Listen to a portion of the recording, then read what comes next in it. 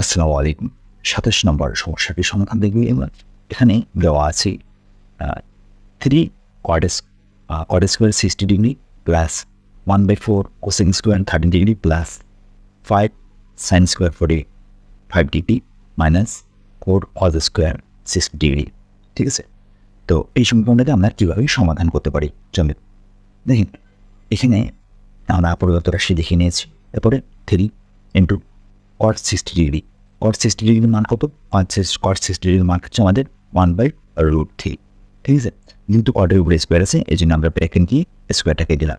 তারপরে plus plus তারপরে কিছু 1/4 ইন্টু দেখে এখানে আমাদের গুণন চিহ্নটা দেওয়া নেই, কিন্তু এই অবস্থাটা আপনি বুঝবেন সেটা কি আছে। আর এখানে আসছে কি CFC লিখছে, তো এটাকে এটা পুনরুক্ত হচ্ছে কোসেক। হ্যাঁ, এই কোসেককে সংখ্যাতে লেখা হয় CFC।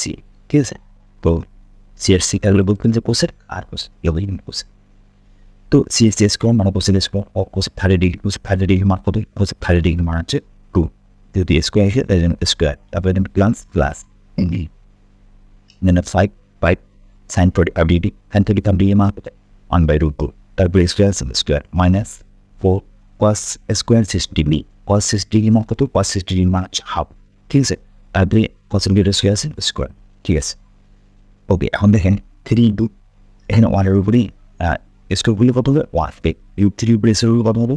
স্কোয়ার আর এই রুট কাটাচারি, তাহলে কত থাকবে? 3 থাকবে। তাহলে 1/3 প্লাস এখানে 1/4 ইন্টু 2 এর উপরে স্কোয়ারগুলো কত হয়? 2 2 4। ওকে, প্লাস এখানে 5 ইন্টু 1 এর স্কোয়ার 1 আর √2 এর স্কোয়ার স্কোয়ার রুট কাটা যাবে, থাকে শুধু 2, তাই 1/2 মাইনাস এখানে 4 আছে ইন্টু 1 এর স্কোয়ার 1 আর 2 এর স্কোয়ার কত? 2 3 4, তাই আমি 1/4। ঠিক আছে? তো এখন দেখেন এই 3 আছে উপরে আর এই 3 আছে নিচে, ফেলে যাও। আচ্ছা, ফিটে দিবেন না আসলে এই বোঝার জন্য আসলে এটা কেটে দেওয়া। তো 3 বাদ করি, আর কি যাইতেছে এখানে? 1 বড় 1, তারপরে প্লাস আছে প্লাস এখানে 4 আর 4 বাদ করেন, রেশিও কত? 1 প্লাস এখানে তারা কিন্তু করা যাচ্ছে না। তাহলে এই 5টা কোথায় আছে বলেন তো? 5টা উপরে আছে, অ্যান্ড নিচে গিয়েছে 1 আছে। তো 5 যেহেতু উপরে আছে, এই 1টা কোথায় আছে? উপরে আছে। তাই উপরে গুণ, তাহলে 5 আর 1 গুণ করলে কত? 5 আর নিচে আছে 1 আর এদিকে 2, কি আর 1 গুণ করলে কত হবে? 2। তাহলে কি হলো? 5/2 মাইনাস এখানে 4 উপরে আছে আর এই 4 নিচে আছে, তাহলে 4 কাটা, তাহলে কি থাকবে? 1, তাহলে -1। ওকে, তাহলে কি দাঁড়াইলো? 1 প্লাস 5/2 কেন? এখানে এটা আছে +1 আর এটা হচ্ছে কি? -1। যে একটা +1 আর একটা -1 কেটে দেয় বা বাদ দিয়ে দেয়, তাহলে আর কি থাকতেছে? 1 প্লাস 5/2 থাকতেছে না? তো সেটাই লিখছি 1 প্লাস 5/2। ওকে, তাহলে এবার কি করবো? লসাগু করবো। লসাগু কত হবে? এখানে লসাগু হবে 2। ঠিক আছে? তো লসাগু 2 হলো। আচ্ছা, এটা একটু লিখি 1 প্লাস 5/2।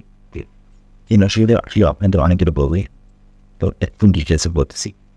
ও দেখেন এখানে 2 আর এই 1 নিচে 2 1 এখানে 2, এই লসাগুটা কত হবে? 2 হবে।